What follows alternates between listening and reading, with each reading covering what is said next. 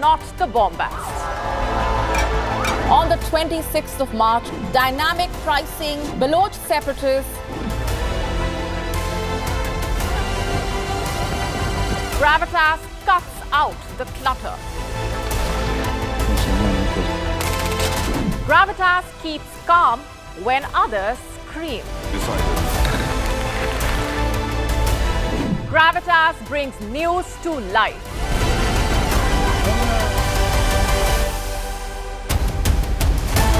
Weekdays, 9 p.m. IST, 3:30 p.m. GMT. Gravitas. Seeing is believing.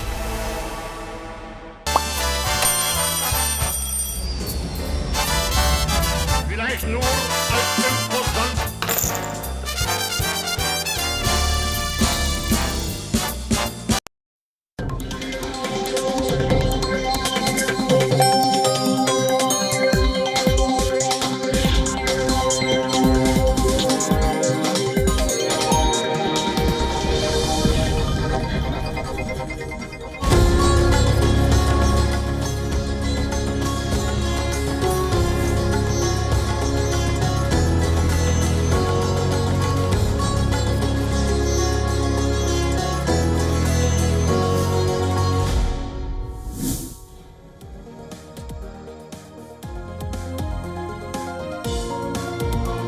Hello and welcome to this Monday edition of Race to Power. I'm Ananya Datta and I'm here to talk about politics as always. Our cover story tonight is coming in from Sri Lanka, where the country has elected a president who got less than 3% of votes last time. So what changed? Well, a lot, and we have a lot to unpack. Over in the United States, we get you updates on Donald Trump and Kamala Harris. Remember, elections are just 43 days away.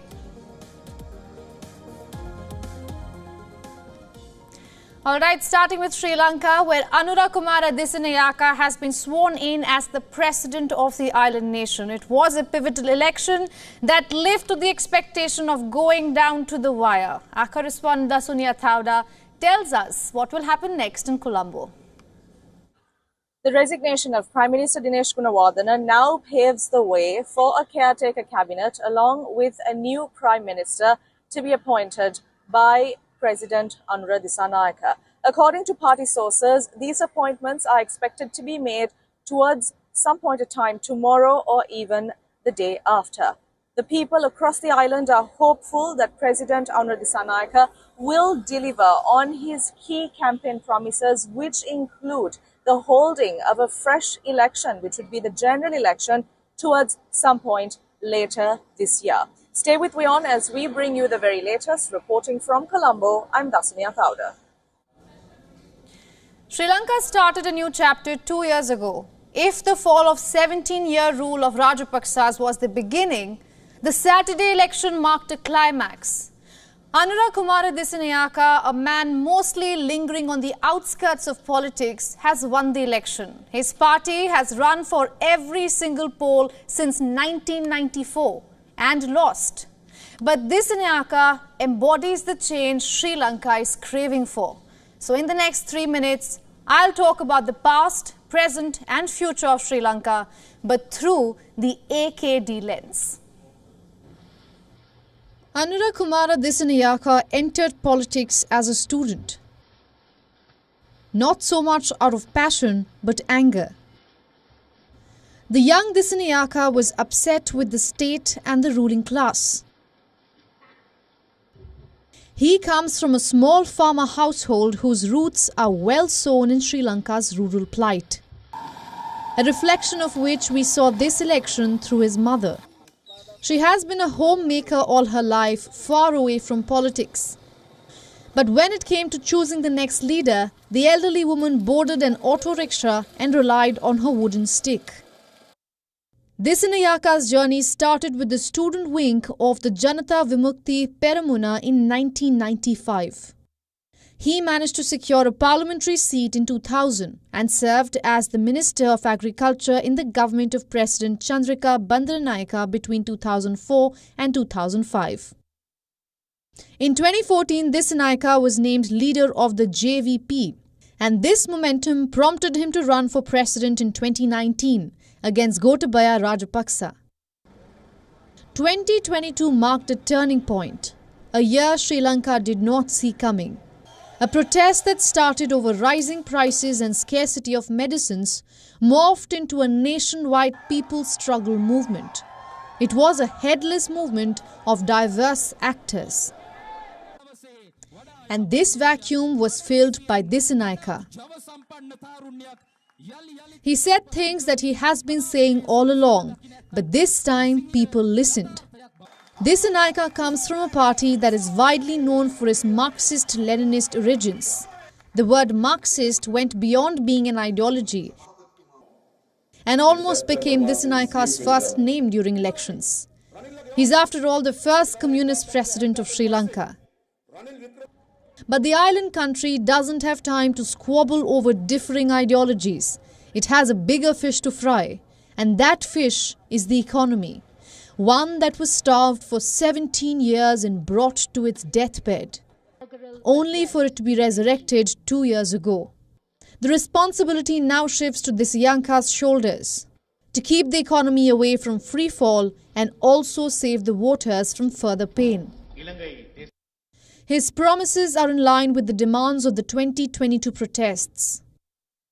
A clean political system, no tolerance for corruption, and reviving the economy.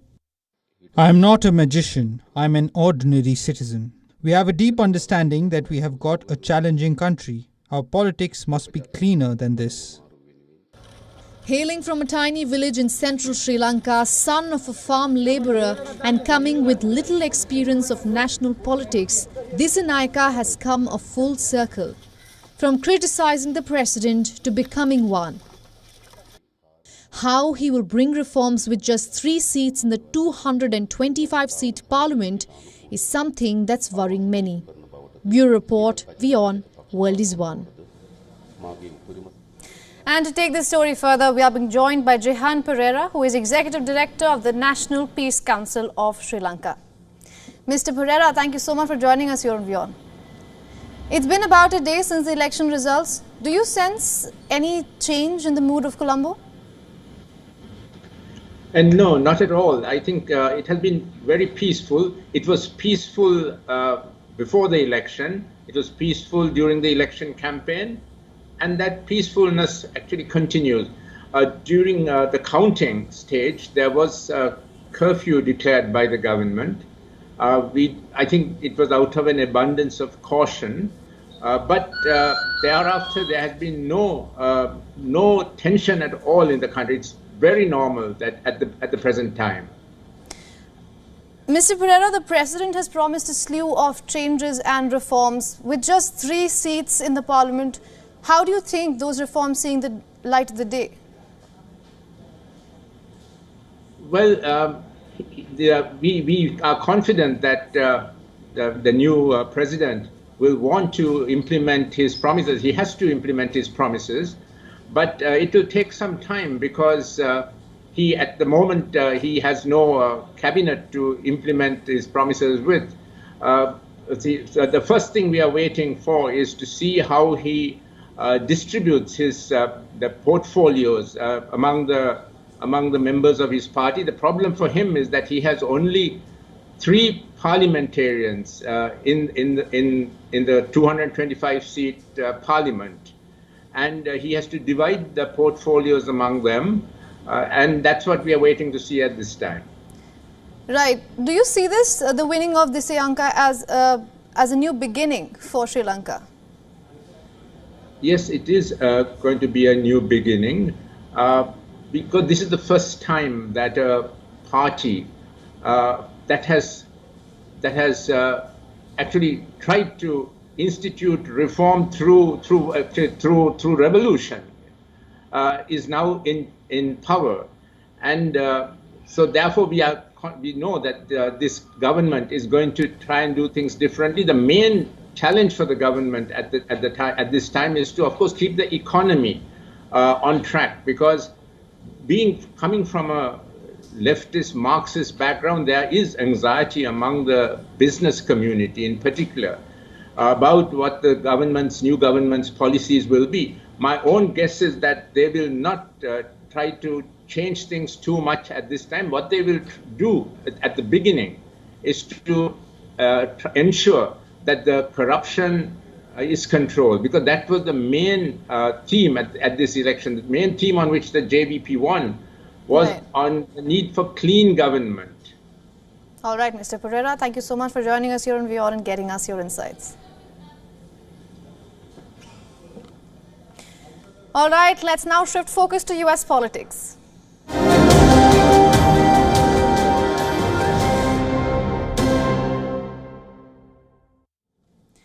The US election is still a few weeks away, but Donald Trump, in his typical fashion, has made a statement on his political future already.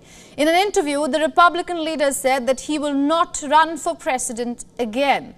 On being asked whether he will run again if he lost this election, Trump said that this is it for him and he will not be contesting again in 2028.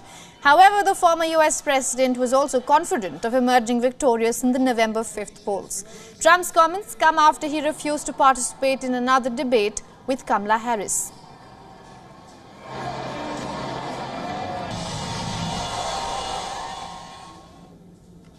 And as the election date draws closer, the latest popularity polls on Kamala Harris and Donald Trump reveal how close the race is.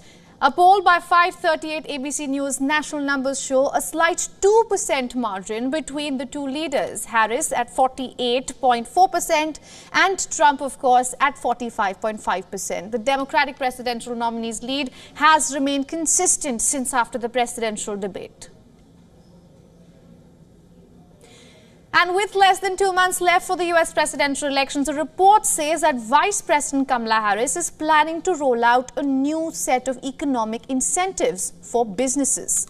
The report by Reuters points out that the new policies not reported earlier could be announced in Pittsburgh on Wednesday. According to sources, this comes as undecided voters continue to ask for more information on how Harris's policies would help them economically if elected. On Sunday, Harris said that she would outline her vision on the economy in the coming week. She also said that the plan is about investing in the aspirations and ambitions of the American people while addressing the challenges they face. So I'm going to be giving a speech this week that is really to outline my vision for the economy. As you've heard me talk about, I believe in what we can create in terms of opportunity for the American people. I've named it an opportunity economy, which really, in short form, is about what we can do more to invest in the aspirations, the ambitions, and the dreams of the American people, while addressing the challenges that they face, whether it be the high price of groceries or the difficulty in being able to acquire home ownership, because for a number of reasons, including we don't have enough housing supply. The details of the policies remain unknown, and as of now, the Harris campaign has not made any comments regarding the proposal. Earlier, Harris released a collection of economic policies focusing on the high cost of housing, taxes, small business expenses, childcare and goods. Meanwhile, Republican presidential candidate Donald Trump promised to reduce costs through tax breaks and reduced regulations. But on the campaign trail, he has defended local housing restrictions that prevent many types of affordable housing from being built. Trump has also announced plans to extend and expand his 2017 tax cuts, crack down on illegal immigration, and impose fresh tariffs on US imports.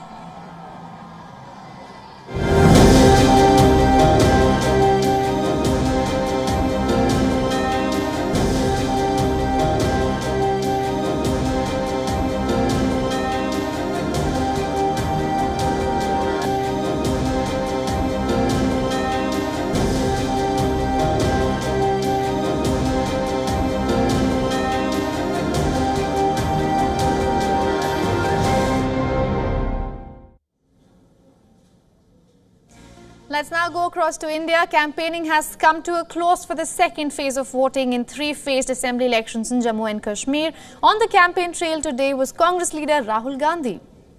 Rahul Gandhi addressed two campaign rallies in support of Congress NC Alliance candidate Shahnawaz Chaudhary, one in the Jammu division and the other in the valley. He held a public meeting in central Shalteng constituency and the political bastion of J&K Congress chief Tariq Hamid. Gandhi touched on what he called the waning popularity of Prime Minister Narendra Modi. BJP and RSS people in Jammu and Kashmir and other states are spreading hatred. They are making sure that brothers hate each other. BJP does not know anything but spreads hatred, and their policies also about the hatred only. 26 of 90 assembly constituencies in the Jammu and Kashmir go to polls on Wednesday in the second phase. They include Rajouri and Poonch in Jammu and Srinagar, Budgam and Gandarbal district in Kashmir. 24 constituencies went to polls in the first phase of the 18th, and the remaining 40 seats will vote on the 1st of October. Results are to be declared on 8th of October. Assembly elections are being held in Jammu and Kashmir after a decade and for the first time since the abrogation of Article 370. The visit marks Rahul Gandhi's continued efforts to rally support for the alliance candidates.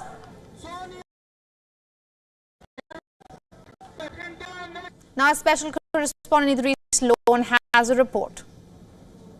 On the last day of the election campaigning for the second phase of assembly elections in Jammu and Kashmir, the leader of opposition Rahul Gandhi campaigned in Jammu's Poonch region as well as in Srinagar Shalteng area. Earlier we had seen the Prime Minister of India, Narendra Modi, came to Srinagar on the 19th and campaigned for the candidates of BJP in Srinagar as well. There has been aggressive campaigning going on across Jammu and Kashmir for the second phase of elections, in which 239 candidates are in the fray in 26 assembly constituencies.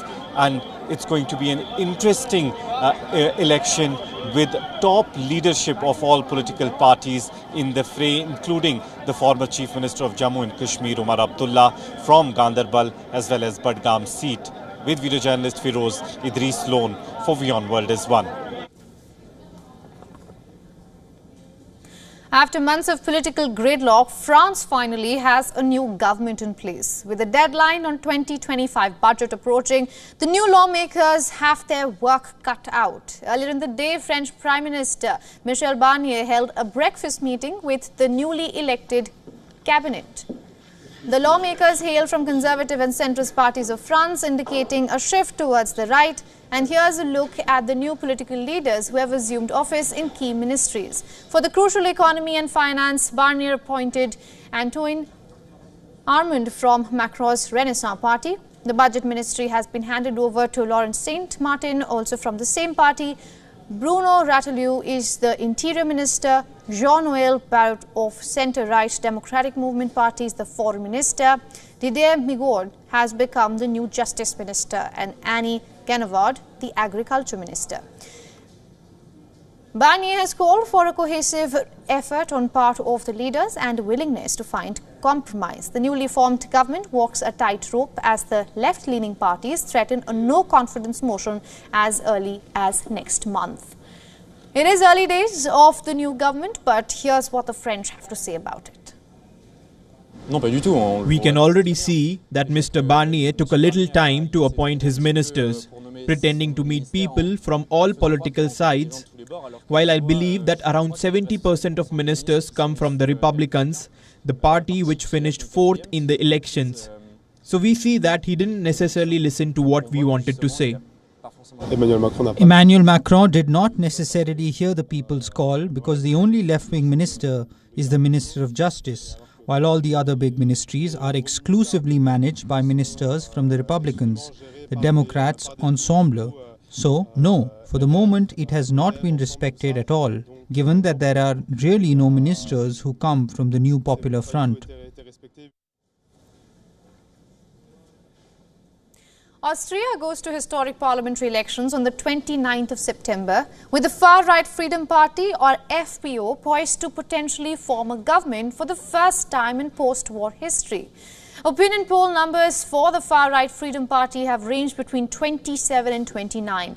The party has taken a lead in the fray, but reports suggest an absolute majority is unlikely. FPO leader Herbert Kielch is a controversial figure who has criticized the EU and looked to curb immigration through an Austria-first agenda. His party has promised what he calls re-immigration for lawbreakers. The Freedom Party is leading almost all of the polls. and that by a 2 or 3 percentage point lead. And this is certainly due to the fact that, first of all, the government was under heavy attacks and under big stress over the last couple of years with all this multiple crises. And you have to add that too, with the Social Democratic Party also struggling with itself and not being able to fulfill the role as the leading opposition party. With the ruling Austrian People's Party close behind at 25% in opinion polls, political landscapes are shifting, hinting at a coalition government. An OVP-FPO tie-up is likely to open doors for tax cuts and tougher immigration laws. The centre-left Social Democrats hold third place at 20%, proposing a more liberal approach to asylum seekers. Speculation is rife that if the FPO wins, coalition formation could take up to 2 months. And OVP-FPO combination could shift Austria rightward, while a centrist coalition is likely to prioritize energy diversification. With the economy forecast to contract 0.7% this year, any new government faces pressing economic challenges, including energy dependence on Russian gas, rising cost of living, security concerns, and the recent floods.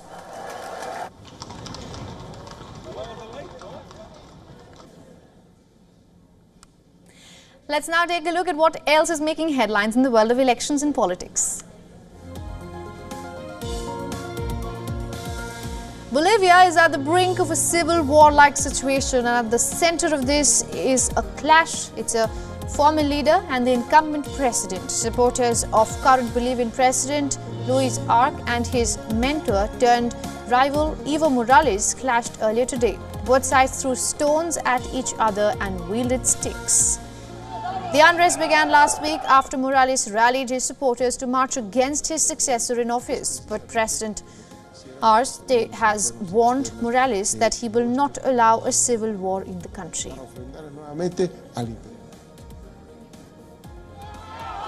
An atmosphere of protest grips Tunisia as thousands step out on Sunday to demonstrate against President Kais Saied.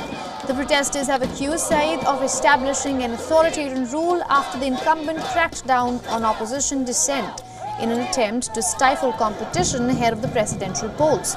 Tunisians are marching for a second consecutive week, just days ahead of the October 6th elections.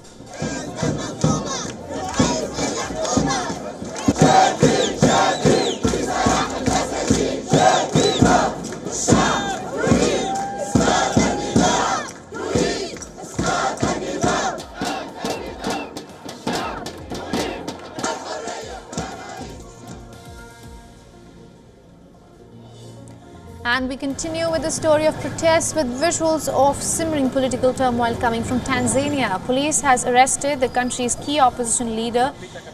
Security presence has been increased in the capital, and as the opposition party plans to carry out a mass protest against the alleged kidnapping and killing of its party leaders. The volatility began 2 weeks ago when a senior member of the same party was found dead after he was abducted by a group of armed men.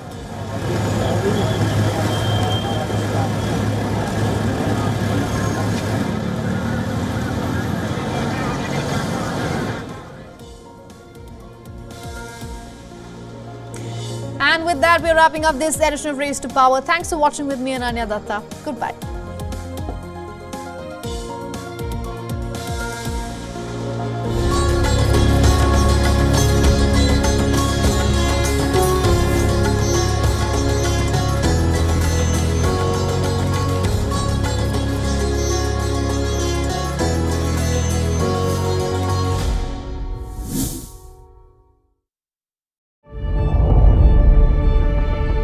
The Earth is sending distress signals. Wildfires, droughts, and melting glaciers. Can we reverse the damage? Explore the harrowing effects of climate change. It's a wake-up call. Global emergency. Climate Tracker on WION World is One.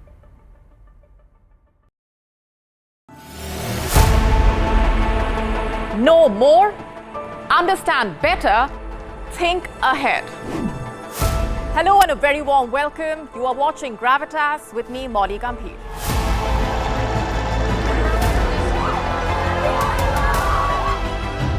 the facts, not the bombast. On the 26th of March, dynamic pricing, Baloch separatists, gravitas cuts out the clutter. Gravitas keeps calm when others scream. Gravitas brings news to life.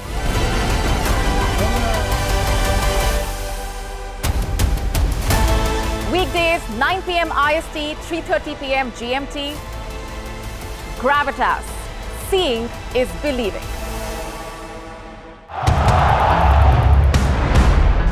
Everyone loves a contest.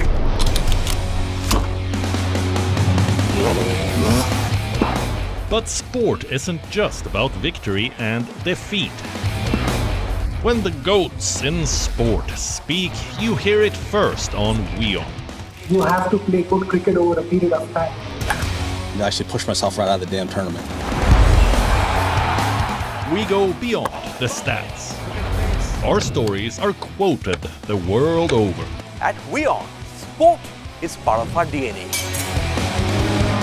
Come, join us on this journey. Weekdays, 6:30 p.m. IST, 1 p.m. GMT.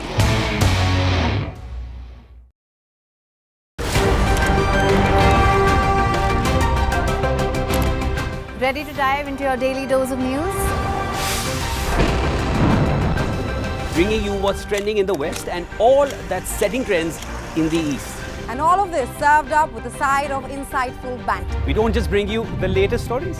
We bring you your talking points for the day. And while you do that, from the busy streets of New York, I will provide you with deeper insights on the developments through the course of the day in the US. And I will be here at the WION headquarters, getting you all the action from the universe of sport. All that you need to know about your favorite teams and players, right here. The show that keeps you ahead of the global curve. A conversation you'd want to be a part of. A place where news becomes an engaging exchange. We bring you stories that impact your present. This is World DNA. Join the conversation.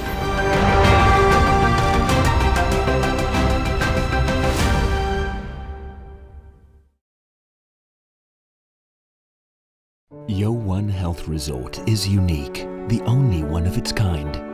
Experience the 4 paths of natural wellness: yoga, Ayurveda, acupuncture, and naturopathy. Each uniquely customized program improves the whole person to make every person whole. Come to WION Health Resort. Make your reservation at wion.com. From the bustling trading floors of Wall Street to the vibrant exchanges of Asian stock markets, WION breaks it down for you to make sense of what's happening. As we reveal the key factors behind events, strategic battles, and the game-changing business decisions that shape the world. We bring you all of this and more on World Business Watch. WION, India's global voice, the channel that brings you the biggest stories from across the world through India's lens. Now available in more than 190 countries worldwide. Because we believe that the world is one. Watch us in Africa, Europe, USA and Canada, South America, Asia Pacific, Middle East and North African regions. Also available on these digital platforms across the world. WION. World is one. Know more, understand better, think ahead. Hello and a very warm welcome. You are watching Gravitas with me, Molly Gambhir.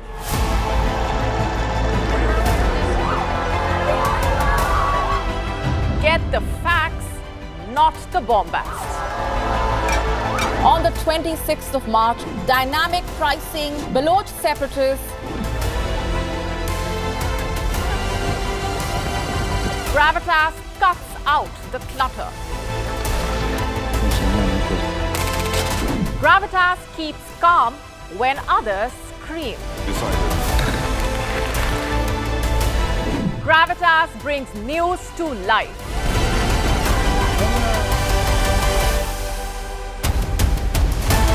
Weekdays 9 p.m. IST, 3:30 p.m. GMT. Gravitas. Seeing is believing.